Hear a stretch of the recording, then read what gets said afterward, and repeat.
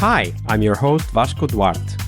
Welcome to the Scrum Master Toolbox podcast, where we share tips and tricks from Scrum Masters around the world.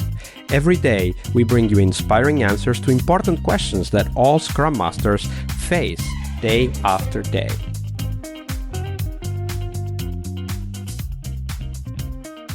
Hello everybody, welcome to our Wednesday, the Leading Change episode, this week with Sofi Simonyan. Hey Sofi, welcome back. Hello.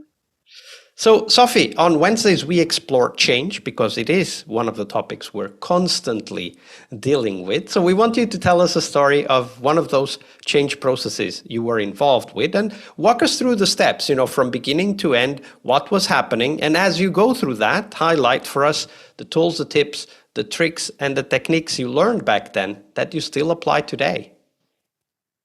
All right.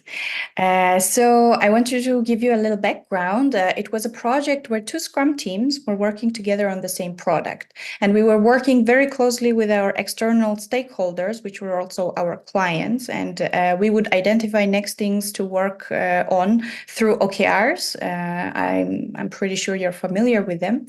And we had a lot of transparency, but only POs and sometimes engineering managers, so higher levels, were involved in identifying the goals and all of this.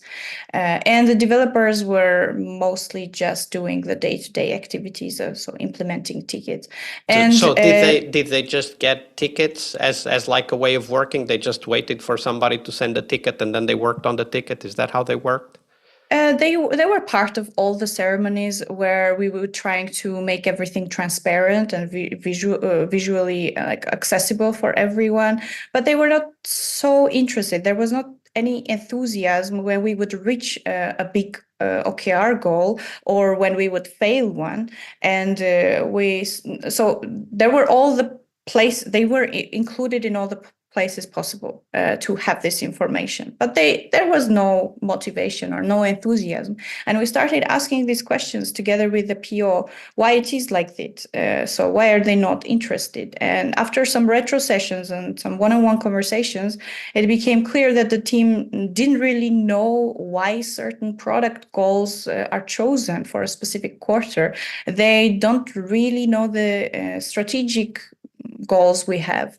Moreover, they are unaware of the team mission that they were having, and it was old and vague. And some of them actually thought that their job is to implement tickets, to deliver tickets on time in a responsible manner. But just that. And we wanted to change this. And we thought it was partially because, again, startup was in the work phase when we just delivered the MVP and you are in this really delivering ticket phase. All the time, Yeah. And we were at the moment when we already wanted the teams to be, the self-organized, self-managing ones, but they were not, because how would they be? Nobody gave them tools of this. So what did you do? Did you have a conversation with leadership about the topic? Did the PO bring it up? How did you start that change process? I think it started from the conversations of me and the POs in general, because they were like, we're doing all this and they don't care. And we started investigating why it is like that. And with the retro sessions and some one-on-one conversations, all of this came up very fast. And we wanted to change that. Also, we did this change together with the POs, and I really liked the whole process. So how did the process go? What were the steps that you followed?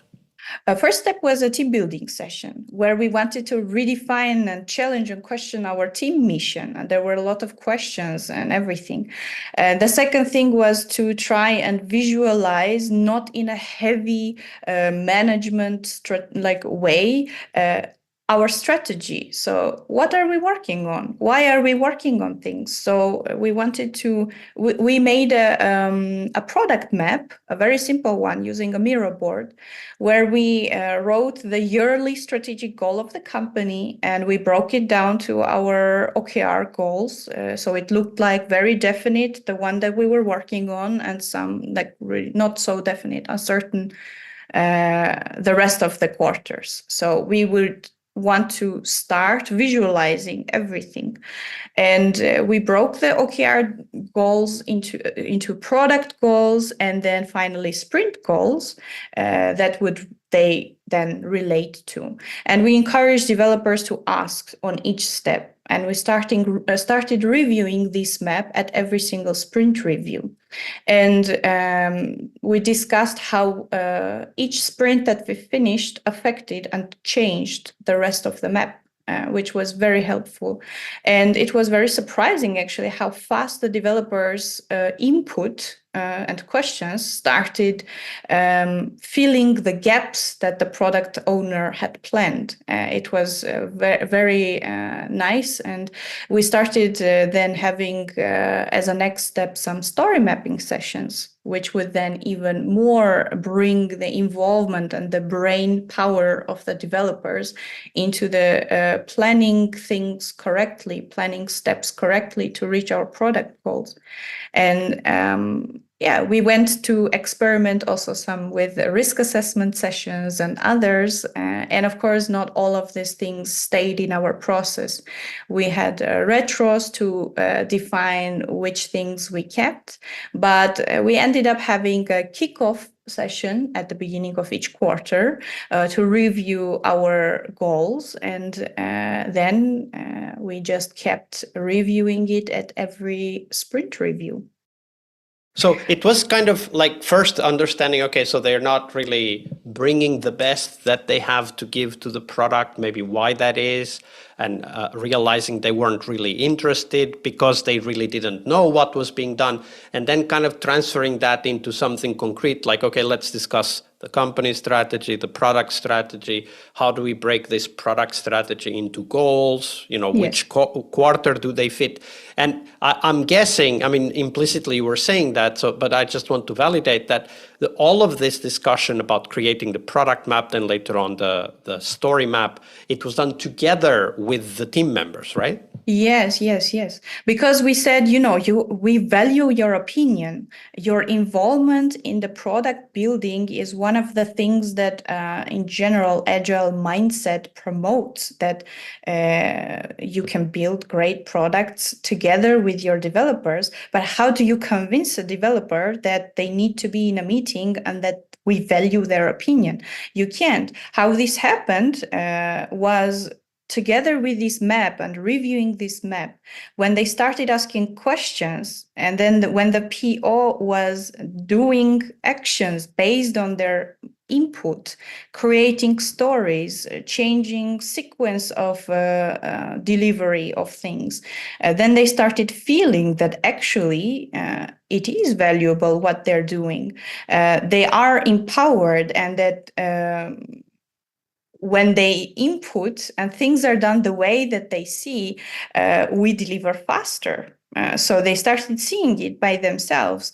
And of course, there was some change to this resistance in terms of there's too much distraction, we have too many meetings, can we be out of here? We tried to find some compromises in retros, like doing some brainstorming sessions with separate developers and all these other like practical things. But in general, the result was that they started understanding that their opinion is valued, and they started asking questions. When the PO would bring a sprint goal, they would review the backlog, and they would start asking like, but this is missing. We cannot reach this sprint goal without this. And then the PO was like, this is what we want, and like let's do it. And then it really feels that the team is engaged, right? Yes. And they started, another result of this was that when we were actually reaching an OKR goal, they were celebrating success with us, because they knew that they were involved, that this was the result of their work. So they were feeling very happy. And when we were not reaching an OKR goal, and like some manager at an all hands would say this, they would relate to it, because they would say like, yeah, we didn't reach it, but we know already what we're going to do. So that's fine, And they were very active, and they really liked it. They really showed their commitment. right? Yeah. And it happened kind of naturally because I worked with some great people.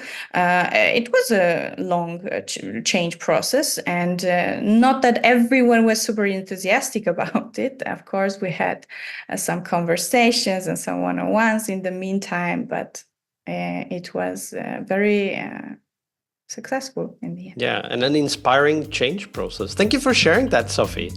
You're welcome. Leading change is one of the core skills we must acquire, but it is only one of the steps towards our success as Scrum Masters. Tomorrow, on Success Thursday, we will talk about how to define success for the Scrum Master role. We'll cover tips on how to measure your way to that position, and most importantly, how to develop that focus on continuous improvement that is as important for Scrum Masters as it is for teams. See you tomorrow. We really hope you liked our show. And if you did, why not rate this podcast on Stitcher or iTunes? Share this podcast and let other Scrum Masters know about this valuable resource for their work. Remember that sharing is caring.